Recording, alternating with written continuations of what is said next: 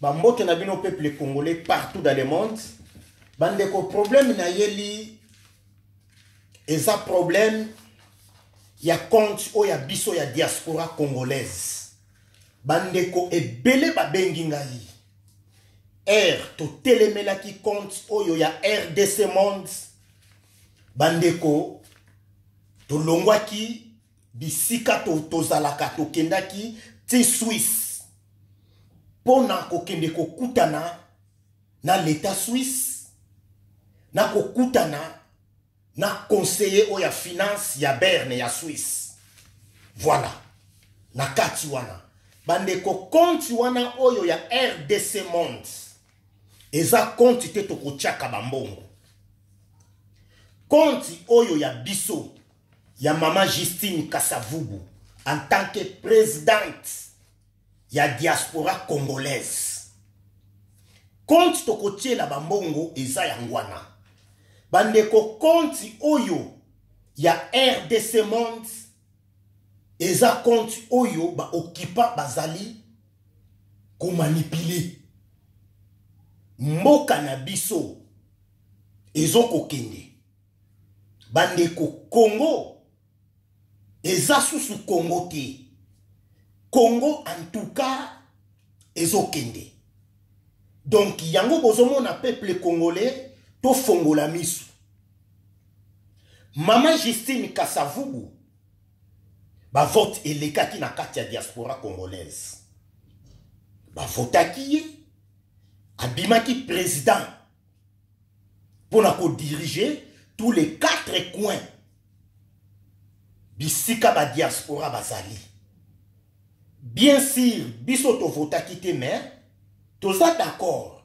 Po bandeko, peuple sans leader, eza peuple ya kokufa.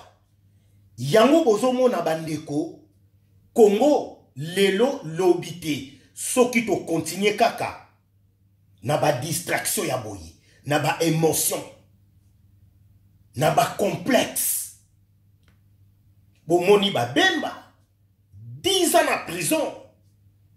Akiti, akitaki le 1er août.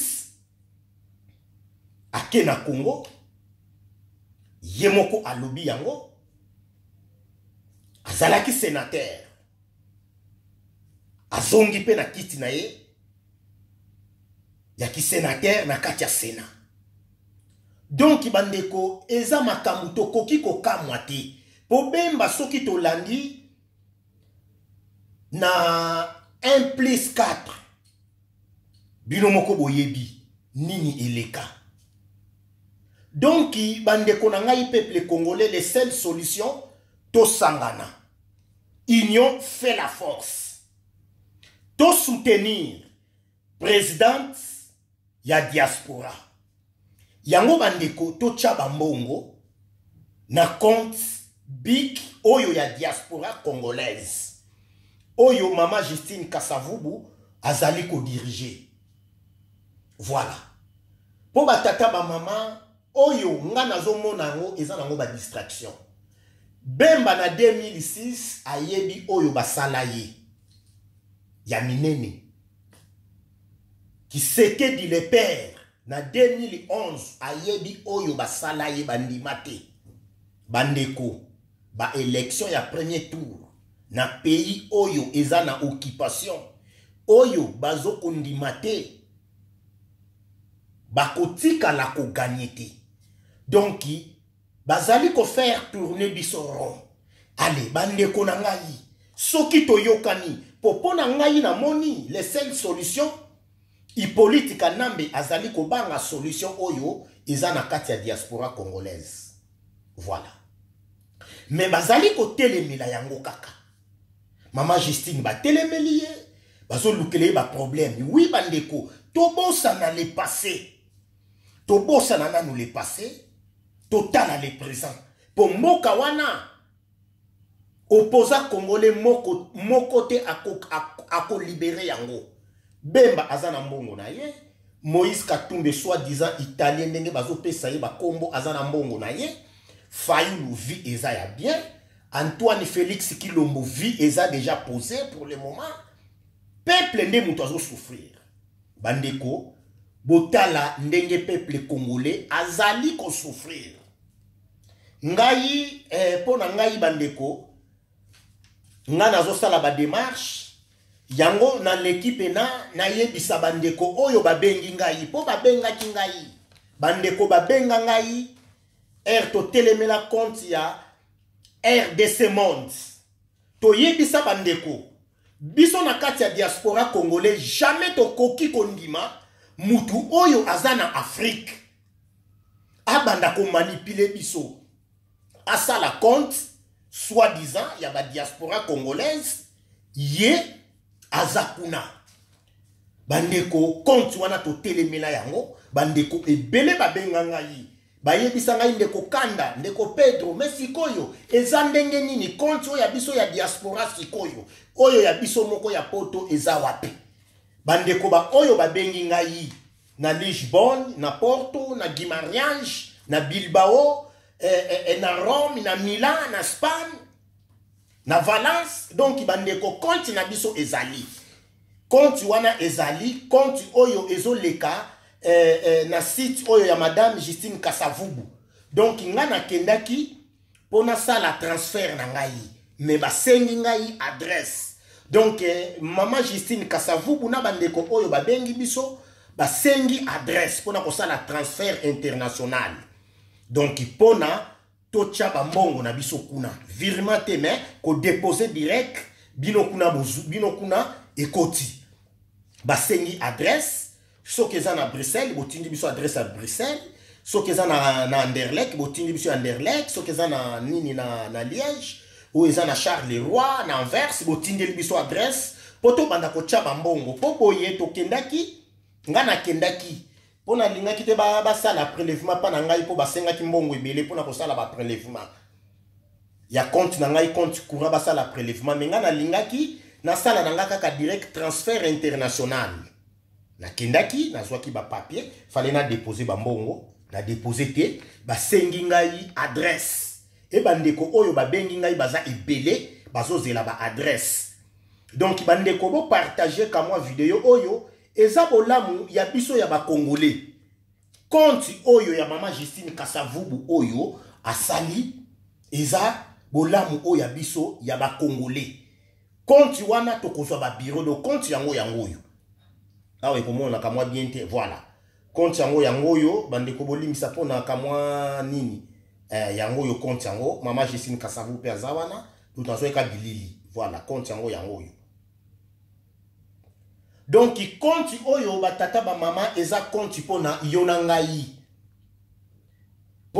ngai to meka ko chambongo tozwa ba bureau biso moko to banda ba lobbying oya biso moko na kati ya libanda po Hippolyte Nambe opposant numéro 1 na diaspora eza biso eza ba diaspora congolaise oyo batu oyo tozoko se poser na ye ale bandeko sambongo na maboko tokosala eloko te présidente Abimi bavotaki ye ba congolais partout bavotaki ye bazalaki plus de 5 candidats mais ye abimaki présidente ya diaspora donc bandeko to soutenir ye nga en tout cas naza d'accord pour na ye bandeko bo partager naza d'accord pour na ye bandeko oyo babengi ngai photo tcha bambongo kuna donc bo tindela biso kaka adresse bisika bo fongololi compte wana bo tindeli biso su ba adresse bo leki bo tindeli biso ba adresse biso moko tokocha bandeko compte oyo nga na uti na bank ezala 10 € bazozwa ezala 5 € bazozwa donc ezoko kipete ezate ke compte oyo ya RDC Monde compte ya ba occupant oyo batu bazoko manipuler à partir ya République démocratique du Congo compte wana ba congolais atabo chembongo oyo ya RDC Monde oyo eza manipuler kuna na Congo bandeko ekosala eloko te compte wana soki toche bambongo na pays eza na occupation ekosala nini biso tolingi occupation ekende bongo toko aider mboka wana tokoki kosala ba cotisation Mais pour le moment, la diaspora, toza na présidente. Oyo batutu. Ba votaki. Maman Justine Abimaki Eli. Bande koto soutenir ye. Pour ceux qui te landi ba homme politique congolais. Bandeko. 2018. Toza na août. 2018 toza na août. Kalamingite 2019. Ba élection ekozalate. Bandeko. Tozo tourner rond. Peuple congolais. Na ekoloba. Partout, peuple congolais azali. Donc, il a leki kaka. Pour to soutenir contre Oyo. Il y a diaspora congolaise. Bandeko na ngai ba Oyo ba bengi ngai. Oyo eza contre ya RDC monde te. Po batu ebele bazo ko confondre yango. RDC monde Oyo papa Oyo azo lobela kamingi na Kinshasa. Rambwanze wakareberebe Eliezer yango te. Mais quand Oyo, ya Madame Justine Kasavubu, Oyo, alekaki na média, alakisaki, eza compte big. Donc, eza compte facile, 5 € ou tien, nga lelo na lekaki, pona tchape na mbongo, mais ba sengi nga adresse. Nazwa ki ba papier na nga tout. Donc, nazo zelaka ka adresse, soki ba tingeli nga adresse na remplir, na ke, na tche, transfert international. Mbongo ekoti. Donc, les seules solutions bandeko yangwana. Tozuba biro, Malamoko, président de la diaspora, a commis qu'on travaillait, Toyeba Nengenini, Toko se organisé pour la occupation. Bandeko, to soutenir ye, solution yangwana, to tika ki jaloux, to tika ki mutema mabe. Eza nangote ke, oh nga yikutu, na yamutu akala, na salaboye, bandeko, ezoko résoudre eloko te. Batu ebele bazoko sala liti oyo ya komba. Bamona na kate. Bamona na kate. Babandi yango ça fait longtemps baloba kate. Donc ito tika na biso ke oyo ngai boye. Eko salaka eloko te. Ça fait longtemps to bandi bitumba oyo. Bomona ka batu te ke mutu oyo babandaki koloba te bazoko loba. Donc toza ebele. Bandeko Babemba ba Moïse, ba Félix Kisekedi, distraction. Voilà. Liti na biso, eza sikoyo, to se organiser, to tchaba mbongo, to sunga, présidente, ya diaspora, azwa pe place, abanda kosala. Ba lobite ke, olongo na mouvement na yo, non, oza na mouvement na yo, so oza na parti politique na yo, awa ozo continuer, s'occuper aux na association na yo awa ezo continuer ko sala mais toye bayango déjà que toza na présidente to banda ko se organiser to chata kamwa quelque chose bambongo poto meka ko sungaye voilà to meka ko sungaye sokite bandeko ekozala ka trop tard konti oyo bazoko bundisa yango. Maman Justine Kasavubu bazo bundisa ye. Me bandeko, bakolonga na bangote. Ba Eliezer, bazo bundisa ye makasi. Bakolonga te. Touti komona Bemba bandeko. Bemba alansaki akokita. Le 1er août. E bandeko ba soi-disant ba journaliste oya Congo. Ba ye ko se nonce ke ba pesi bango suspension pendant 45 jours. Nzoka ba kotaki ba réunion ya kingakat. Donc i Congolais mboka wana eza pasi. Bato ebele baso banga transition sa Hippolyte Kanambe Mosengo azwa. Po bakomona oyo bakomona po Congolais nyonso akokita. Ba mususu bakokima. Yango bozomona ba peuple congolais ba konti oyo ba soi-disant ba RDC monde eza ba konti tokoki kotiela elikiate. Bandeko Bemba a lancé que azo kita Kinshasa le 1er août, Eliezer le 29 a lancé qui déjà message que ba PCA suspension pour na ba problème yango ika sanji 45 jours a koki koluba susute. Nzoka ba kotaki na kingakat.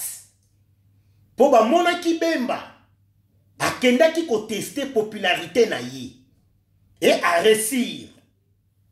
Et bangisaki bango. Et bangisaki bango.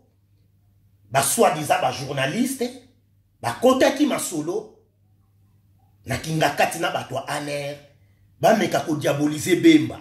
Mais comme ba opposant congolais, ba yokelaka batute, ba zomo nango tout, c'est normal.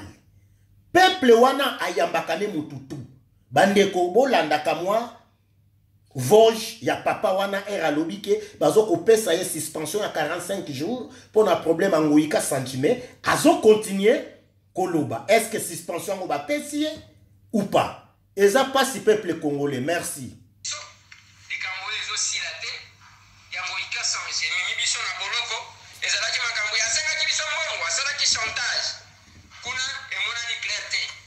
Nous avons été blanchis. Quel que soit l'audio bâtiment d'internet, nous avons été blanchis. Na UNPC. Si lelo na kobi ma Kinshasa te, na sala ta commerce lokola balingi na sala musalo yote. Yanga famille kobika ndengeni. Allez va suspendre pendant 45 jours. Nini omo toucher qui vie privée. Vie privée na toucher ngo na niveau nini?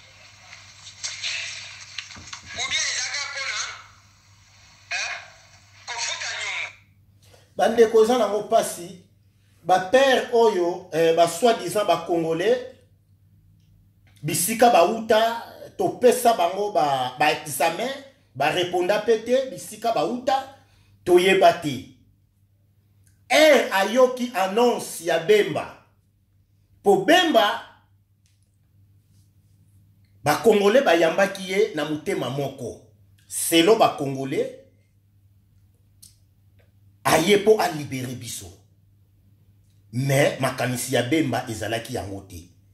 Ndenge batindelaki ye epa ya ba occidentaux akende komeka popularité na ye et esimbaki. Voilà. Ba père oyo ba kotaki masolo ya kingakati. Akosi ke ba pesi suspension 45 jours. Po moto Bemba yaki na yango bandeko. Po Bemba bien sûr, ndenge bandeko mususu bazoloba toche yango nanu à part. Bemba c'est un Congolais, bandeko. Bemba soki et simbaki ba poursuite tout. Ya ba combattant, ba résistant et sili soki tozongi ba mususu ba kokima. Yango bozomo na ba père oyo na uti kochaba oyo bazoko sala ba compte soki ya RDC monte ba prespitaki ba kotaki masolo kingakati pona ko diaboliser Bemba. Voilà. Peuple congolais ingeta to soutenir Mama Justine Kasavubu ndenge kaka to lobby ba juro tozo continuer ko lancer bandeko toza ensemble contre na biso ya diaspora congolaise yango to kotie la mambongo pour to soutenir Mama Justine Kasavubu. Peuple congolais ingeta aluta continua à victoire certa les nationalistes né Congo bandeko to partager vidéo oyo toza ensemble.